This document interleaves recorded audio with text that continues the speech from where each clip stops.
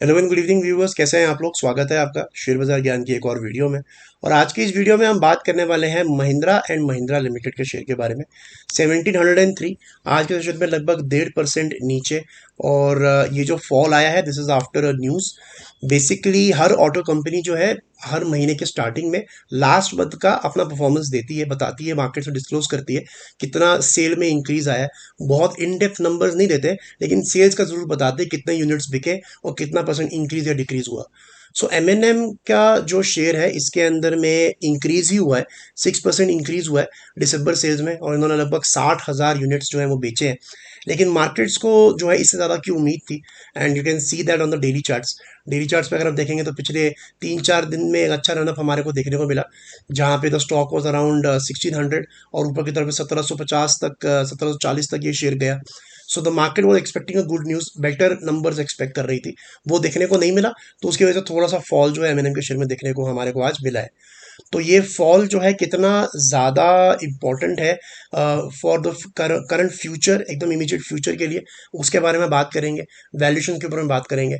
अगर आप लोग चैनल पर नए हो तो आप चैनल को प्लीज़ सब्सक्राइब कीजिए, ताकि रोज़ आने वाली जो वीडियोज़ हैं वो आपको लगातार मिलती रहे। तो देखिए M and M Mahindra Mahindra की अगर हम बात करेंगे तो मुझे लगता नहीं है कि वैल्यूएशन इसकी ज़्यादा स्ट्रेस्ड है इस टाइम पे। जो थोड़ा बहुत प्रेशर दिख भी रहा है, आई डोंट थिंक बहुत बड़ा फॉल इसके अंदर में आएगा, because the company has shown good growth. जितने भी क्वार्टर्स गए हैं, जितने भी साल गए हैं, अगर आप देखोगे तो पिछले 3-4 साल के अंदर में एम ने अच्छा ग्रोथ दिखाया है। पिछले साल मार्च 2023 में भी 11,300 करोड़ का प्रॉफिट था। उससे पिछले साल 7,000 करोड़ था, तो वहां से एक जंप। और पिछले 12 महीने में भी ग्रो कर रहा है, 12,000 करोड़ का प्रॉफिट दिखाया है 12 महीने में। तो 500-600 करोड़ ऑलरेडी इंप्रूव दिख रहा है। अब इसमें इंपॉर्टेंट क्या है कि जब ये नंबर्स आप देखते हो, तो ये जो लास्ट कॉलम है ना, ये पिछले 12 महीने का है। ये दिस इज ट्रेलिंग 12 मंथ्स। तो इसके अंदर में ये मार्च क्वार्टर के भी 2 क्वार्टर आ जाते हैं। तो इसीलिए ये नंबर थोड़ा सा बाद में चेंज हो जाता है लास्ट वाला। एनीवेज, बट अगर हम ये सोच के चले कि अगर 11-12 हज़ार करोड़ का ही प्रॉफिट देगी कंपनी इस साल भी, तो stock has not really rallied too much. अगर हम देखेंगे तो इसका जो प्री कोविड लेवल था, वहां से तो ये ठीक ठाक ऊपर आया है। At the time of Covid the stock was what around 500-600। तो वहां से तो ये 3 टाइम 4 टाइम्स चला है। लेकिन एज आई सेड, अगर आप कोविड के नंबर्स कंपेयर करोगे, कोविड टाइम के नंबर्स अगर आप कंपेयर करोगे, यानी कि मार्च 2019 के नंबर्स कंपेयर करोगे या उससे पहले के, तो कंपनी वहां से डबल कर चुकी है प्रॉफिट्स में, right. So I think the stock is doing well. बहुत ज्यादा रैली आएगी ये भी मुझे नहीं लगता, बिकॉज एज आई सेड कि स्टॉक ने बढ़त भी दिखाई है, 500 रुपए से 1800 रुपए तक गया है। तो 3 गुना स्टॉक भी वहां से हुआ है। इंपॉर्टेंट ये है एम के अंदर में कि आप समझे इसकी रेंज को। एम के स्टॉक को अगर मैं देखता हूँ तो क्लियर कट वीकली चार्ट्स पे ये नजर आता है कि the stock is in a matured rally.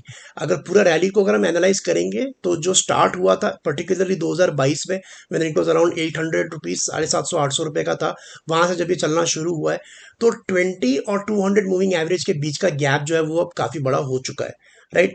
जब भी इन दोनों एवरेज के बीच का गैप कम होता है, वहां पे जो रैली होती है वो स्टार्ट होती है। आप ये भी मान के चल सकते हैं कि एक ट्रेंड जो है वहां से शुरुआत होता है। और जब भी ये एवरेजेस बहुत ज़्यादा बड़ी हो जाती हैं, तो वहां पे ट्रेंड मेच्योर हो जाता है। आम तौर पे जब ट्रेंड मेच्योर होता है, तो किसी भी सेल ऑफ के इंडिकेशन में वो ट्रेंड रिवर्स हो जाता है और आपको नीचे के लेवल्स देखने को मिलते हैं। लेकिन एम ने टाइम एंड अगेन ये दिखाया है कि नीचे के लेवल्स पे बायर्स खड़े हुए हैं। बिकॉज अगर हम 2023 के स्टार्टिंग में देखेंगे, स्टॉक ने लगभग 1200-1300 रुपए का लेवल हाई लगा के फिर नीचे गिरा था। लेकिन 1100-1150 के करीब इसके पास बायर्स थे, वहां से फिर रैली किया। Then again we saw a saturation point somewhere around 1700 again in September earlier 2023। और फिर से नीचे गिरने पे 1400-1450 रुपये फिर बायर्स इसके पास खड़े हुए थे। So even if it falls now, जो 1700 रुपये पे इसको थोड़ा रेजिस्टेंस फेस करने को मिल रहा है, आई एम प्रिटी श्योर कि इसको नीचे की तरफ में बायर्स आराम से मिलेंगे। And there is a strong support on the charts around 1500 levels. तो 1500 रुपए के लेवल्स पे बहुत अच्छा सपोर्ट है। जिन लोगों ने ले रखा है M right, for swing trading या फिर शॉर्ट टर्म गेन्स के लिए, उनको मैं यही रेकमेंड करूंगा कि अगर आप 1500 के नीचे का एम में क्लोजिंग देखते हो, तभी आपको इसके अंदर में से एग्जिट का सोचना चाहिए। और जो लोग इन्वेस्टेड है इसके अंदर में, they should stay invested, there is no problem with them. लेकिन जो लोग नया निवेश करना चाहते हैं, सो आई थिंक आप थोड़ा वेट कर सकते हो। आपको अगर 1400-1500 के करीब एंट्री मिल जाए तो यू बी बेटर प्लेस्ड। हालांकि जैसे मैंने वीडियो के स्टार्टिंग में बताया कि इसका जो प्राइस टू अर्निंग रेशियो ज़्यादा महंगा नहीं है, 19-20 का पी मल्टीपल इसका चल रहा है, और पिछले 10 साल का जो उसका पी मल्टीपल है दैट इज अराउंड 22। तो 22 के पी मल्टीपल से अगर कंपेयर करोगे तो 10% स्टॉक सस्ता ही है। But for the long term investors आपको निवेश वहां करना चाहिए किसी एक स्टॉक में जहां आपको लगे कि ये प्राइस दोबारा नहीं मिलेगा या ये वैल्यूएशंस बहुत ज़्यादा सस्ती हैं।